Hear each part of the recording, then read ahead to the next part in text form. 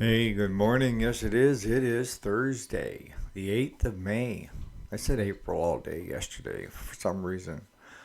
But what are we going to be talking about today? We're going to be talking about the myth or the legend, right? When it comes to lawnmowers, snowblowers, how is the best way to start them? How is the best way to run them? PTO electric, how do you engage it? All this other stuff and more. Stay tuned.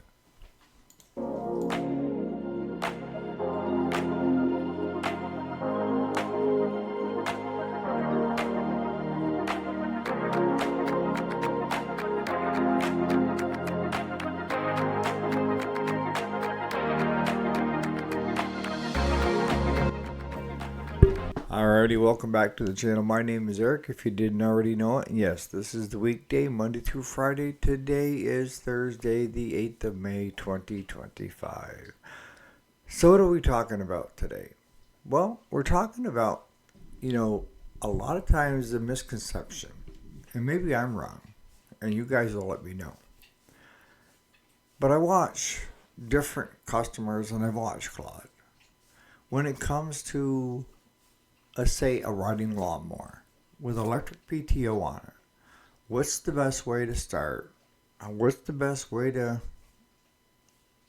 get ready to start mowing your yard? Okay? So I can tell you what my way is. And I hardly ever read the owner's manual. I just want to put that out there.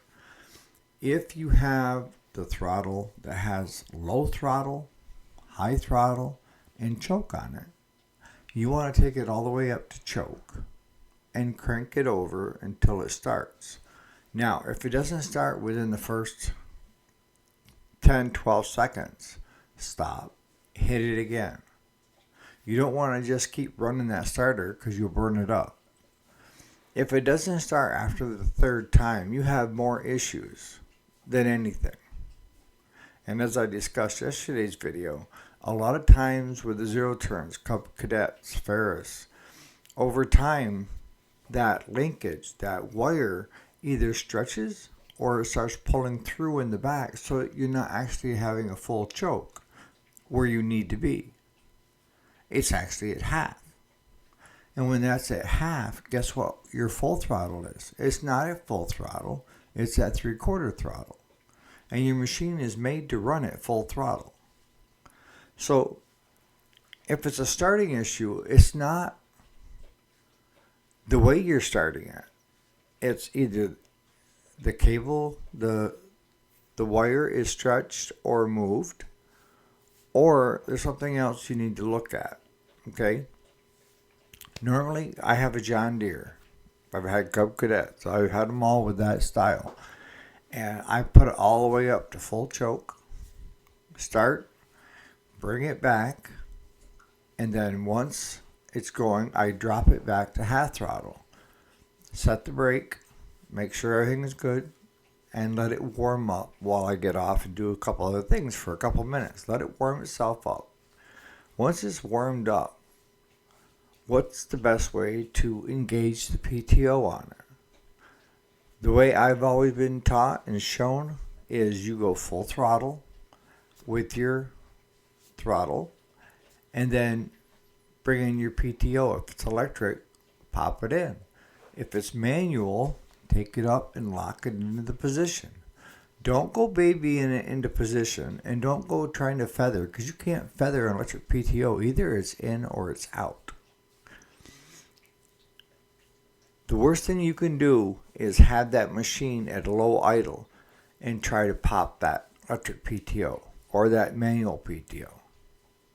Because you're going to burn the clutch up, electric PTO,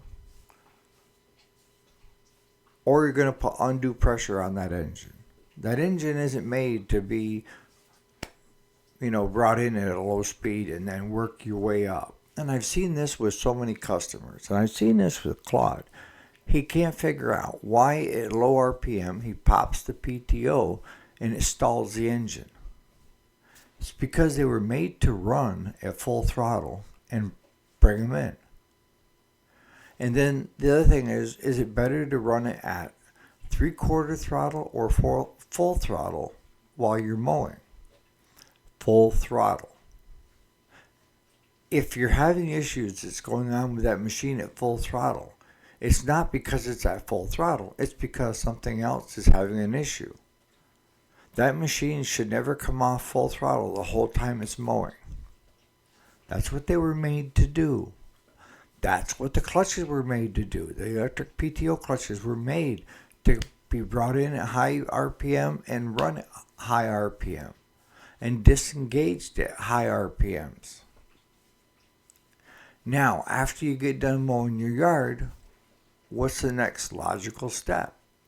Well, I just pull it over to where it belongs and I shut it off. See, that's where I vary from what you're saying. In that, what I do is after spending an hour, hour and a half on the lawnmower at full throttle RPMs, I pull it over into its parking spot, which is just off from the garage in a lean-to building, and I bring it down to idle. And I let it just sit there and idle for a couple minutes. And that's what I'm doing there is I'm doing a cool down period. See, your case is made of aluminum so that it dissipates heat quickly. But I'm allowing it to cool down, having the fan coming off from the engine, or if it's liquid cool like a Kawasaki on John Deere's, I'm letting it cool itself down. And then after a couple of minutes, I shut it off. Now, if you find that your unit is having issues of where it smells hot or this, a lot of times it's because of improper maintenance. This day and age, you can get out from Amazon, what is it, like $50 and get electric pressure washer? Couple times a year minimum, you should wash that engine down with a pressure washer, especially around the case, so that the aluminum is exposed and it can dissipate heat evenly, so that it's not building heat and pressure inside the chamber. That's so important. Our customers, I see a lot of them that are just caked right on, especially the new customers. And we take the time to get the pressure washer out on the worst of the worst and get them all cleaned up. We don't do it to so-called help the customer out. We're trying to help the machine out because our name is on it once it leaves the building, right? And if anything happens to it, it's on me. So as a shop owner, I see that, and the first thing I tell Claude, we need to pressure wash this before it goes. We've got customers that you could eat off from the case. They keep it clean. And those are the guys and gals, 20 years down the road, are still using the same machine. Whereas the guy that has the half-inch caked on debris from grass cuttings and kind of like oil, and it just bakes right on there, and you sit there with a putty knife just to get it off the first layer, they last 2 to 3 years. The biggest thing I see nowadays, and it's just a sign of me getting old, is we used to look at them as an investment, something that you took care of that lasted the test of time. It's not that the newer machines are throwaways. It's just that we have a whole different school of thought on how to maintain them. What is their value in the whole grand scheme of things? If you're going to go out and spend $1,000, and that's going to get you the lowest of a rider, that's $1,000, guys. But if you spend $5,000, $10,000, why wouldn't you want to keep that as a good investment and keep it in really nice shape? Yes, it's going to take a few minutes out of your day. Get off your phone for 2 to 3 minutes and run your electric pressure washer. That will give you another 5 to 10 years minimum. Get your machines to us if you don't want to do it. We'll change the oil on it. We'll do a complete service and we'll pressure wash it for you. at no extra charge. We don't charge for pressure washing. We do charge for time. The longer it takes us on a machine, the more it's going to cost you. Because we're doing preventative maintenance that you should be doing. But no, I'm curious to hear what you guys' take is on the low and high RPMs. See, everything was made nowadays to run at a high RPM. The thing of I'm trying to think of the ones that are outside that rule are the ones that have the self throttle.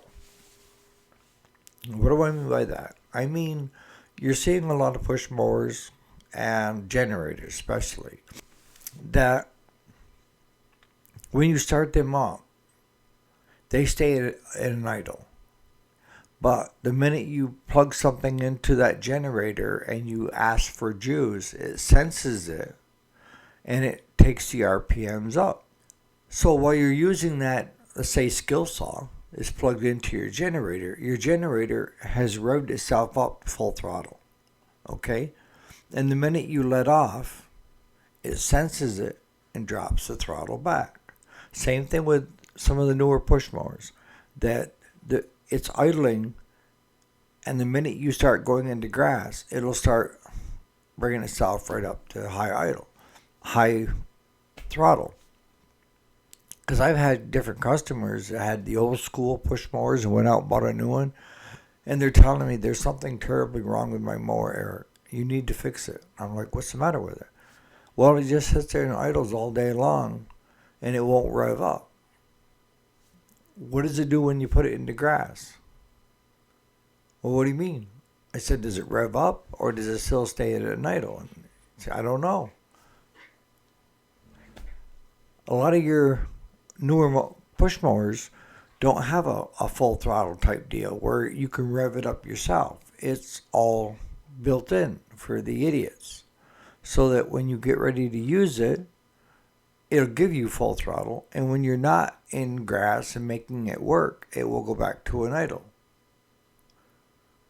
Now, the life of the machine is low idle going to make it last longer than high idle? Depends. Depends on a lot of things. Are you asking me, is it better to run a lower RPM when you're mowing? A lower throttle, half throttle, 3/4?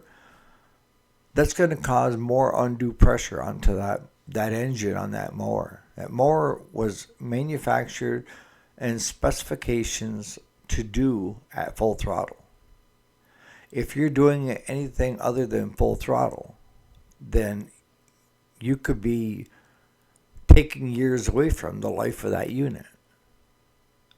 Now, common sense tells you that, well, if it's sitting there idling, it'll idle a lot more time than it would if you had it at full throttle. Of course, because your idle isn't, the piston and rings and stuff aren't getting used as much because they're not doing as many strokes as it is on full throttle, right?